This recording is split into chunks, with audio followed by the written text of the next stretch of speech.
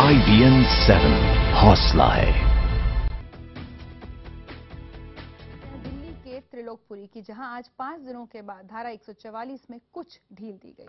लोग घरों से जरूरी सामान खरीदने निकले, लेकिन इलाके में अभी भी मौजूदा तनाव के मद्देनजर पुलिस दंगाइयों पर ड्रोन्स के जरिए नजर रख रही है। इस बीच त्रिलोकपुरी हिंसा पर सियासत भी गर्म है। देखिए ये रिपोर्ट।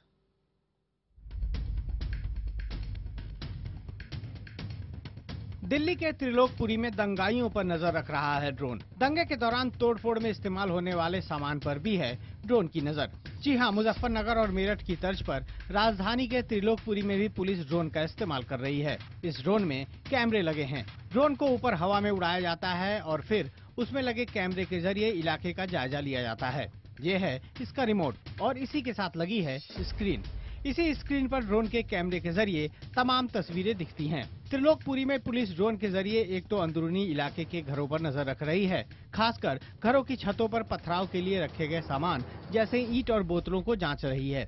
जहां जहां उसे ऐसी चीजें दिख रही हैं, वहां जाकर उसे हटा रही है और लोगों को पकड़ रही है। वहीं 5 दिन बाद दिल्ली के त्रिलोकपुरी में मंगलवार को कर्फ्यू की तरह लगाई गई धारा 144 में कुछ राहत दी गई।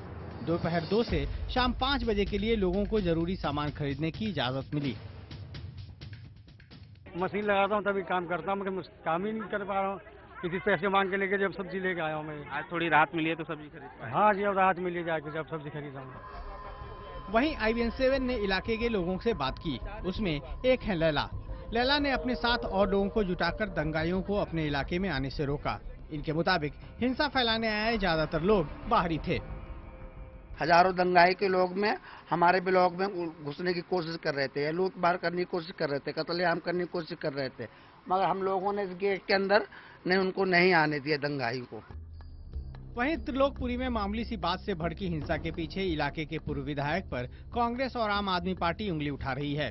इनका आरोप है कि दंगों से ठीक पहले पूर्व विधायक ने समर्थकों के साथ एक बैठक की थी और इसी के बाद शुक्रवार शाम को दंगे शुरू हुए। बीजेपी का विधायक था जो चुनाव लड़ा था, उसका नाम आया है उसके अंदर, अखबारों में भी नाम आया है। मेरे ख्याल से सख्त कार्रवाई होनी चाहिए। पूरी इन्वेस्टिगेशन के बाद में जो भी इसमें दोषी पाया जाएगा उसके खिलाफ कार्रवाई होगी। अभी फिलहाल जो है हमने कई इसमें व्यक्ति गिरफ्तार किए हैं और बिना किसी भेदभाव के पूरे जो है निष्पक्षता के साथ में पुलिस ने कार्रवाई की है। बीजेपी ने आरोपों को नकारते हुए कहा है कि बीजेपी ने एक जिम्मेदार पार्टी होने की भूमिका निभाई है। बीजेपी ने आम आदमी पार्टी के नेता अरविंद केजरीवाल को लीगल नोटिस भी भेजा है।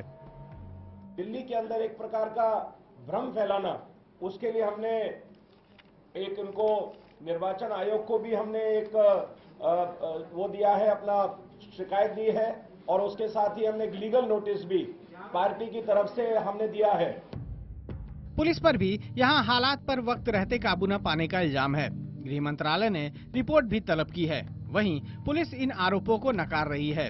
दंगा भड़काने के आरोप में अब तक 45 लोगों को गिरफ्तार किया जा चुका है। लगभग इतने ही लोगों को हिरासत में भी लिया गया है।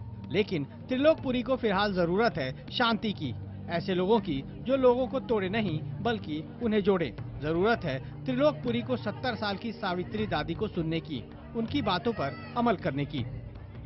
सब मिलजुल कर रहो, लड़ाई बंद कर दो, बिल्कुल सब एक बन कर रहो। धारा 144 में मिली ढील से लोगों को राहत मिली है, इलाके में शांति कायम है और हम ये उम्मीद करेंगे कि आगे भी ये शांति ऐसे ही कायम रहेगी।